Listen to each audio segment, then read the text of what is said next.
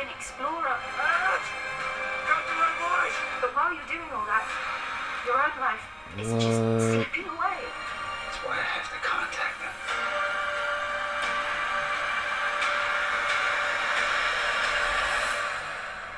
Before it's too late. Okay. Right. Okay. Yeah, George Clooney didn't shave for that one. Not at all. I think he even had extensions put on his beard. Not at all. So George directed it. You know, I'll go with the good first. Okay. I'll go with the good first. There's good. Yeah, I'll go with the good first. I thought there were some really nice scenes in there. Cinematography wise, yes. So Felicity Jones's character is dreaming, and like at the very beginning, and she's running through a field, and those blades of grass look really nice. The alien blades of grass on K, whatever planet they were on. Yeah, K-23. I think you see the ship take off. That was really nice.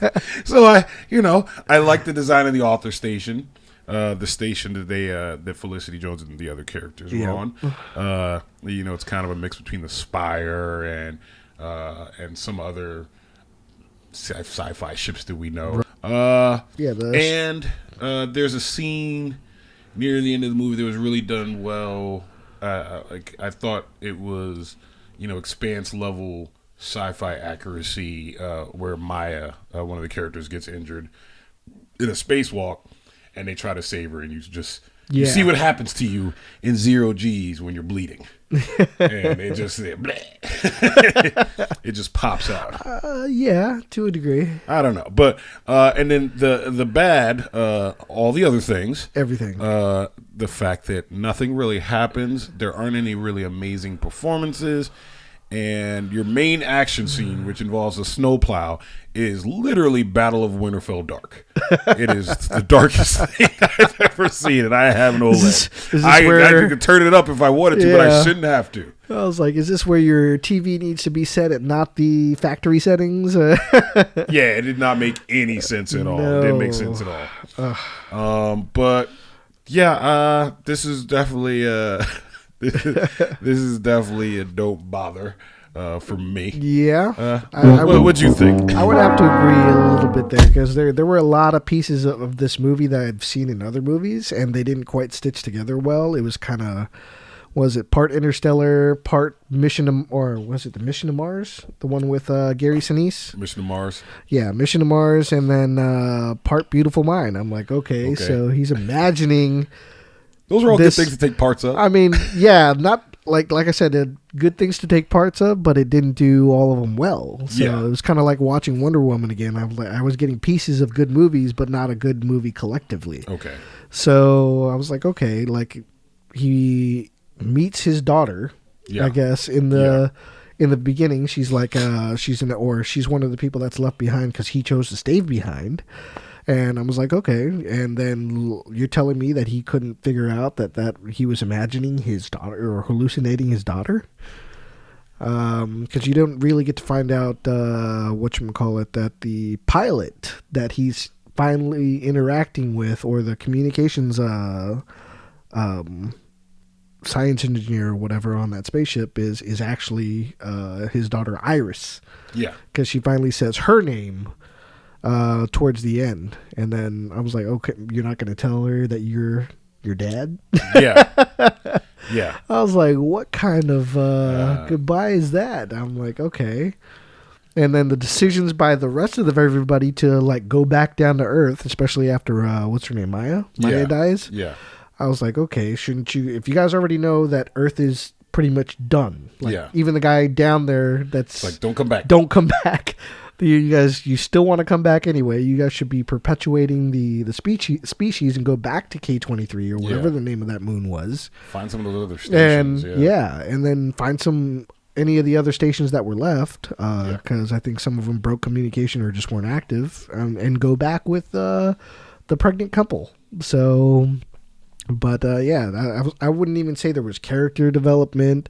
Like you said, there was no real plot. They weren't really going anywhere. It was just things happening to people. The plot is, the thing is, like I really thought it was two separate movies, right? Yes. So There's the George Clooney portion, and then there's the portion up in space, which at a certain point, you start losing attention, and then you look up, you're like, is this a whole different movie? Because the space portion, like, had some cool stuff going on, but you always came back to the idea that they were floating towards Earth, and George Clooney had to stop them from getting there.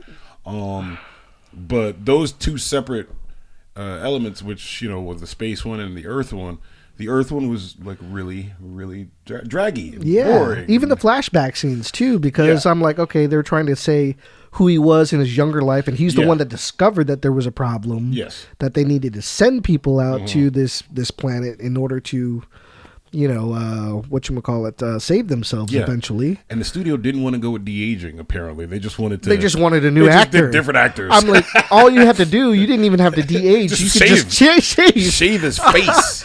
I was like, George Clooney still looks like a young guy. Just have him do the majority of the film with his fake beard. Yeah. And then tell him to shave, and then there you go. You have your younger scenes. So I don't understand that. Maybe you just wanted to break and just to sit behind the camera and take care of all of that stuff, which those scenes with his younger character self were not that great. No. Because he was trying to, I guess, show us that development with him and Iris's mother, and how that went south because of his beautiful mind syndrome. Like, he wanted to go ahead and be the guy that discovers this and saves humanity. I'm like, okay, like, where is this going? Yeah, we get that. Sure, we get where you were going. I was like, I don't know. It's like final verdict for you. Final verdict. What do you think? Worth it? It shouldn't wait even for be. It, don't bother. It shouldn't even be on the top 10. I don't even know why it's on there. Well, people realize that the top 10 Right? has nothing to do with anything except they're trying. It's promotion. This is the number one movie we're promoting today. Right? Oh my God! It's the number one we're promoting. They need to quit playing with our emotions and putting that crap in the top 10, because I'm clickbaiting. I really am, and you got me on this one. Hey, Netflix, stop putting stuff like Peppermint in the top 10 or Midnight Sky. Oh my God! Stop it, please. I'll get into Peppermint in some other time, but yeah. Yeah. Okay. So we got two don't bothers on this one. Let us know what you guys thought about Midnight Sky, or let us know that you're not going to watch it and you're safe. Mark yourself safe from Midnight Sky. And if you like the movie, tell us what you liked about it. Maybe we missed something, and you can open our eyes. Yeah. Please. Try to convince me. Send literally a detailed essay about what we missed, because I'm sure that would be very interesting to see. But all right, thanks for watching, guys. We will see you if you're out in podcast land. Thanks for listening. As always, subscribe, and we will see you guys next time. Later.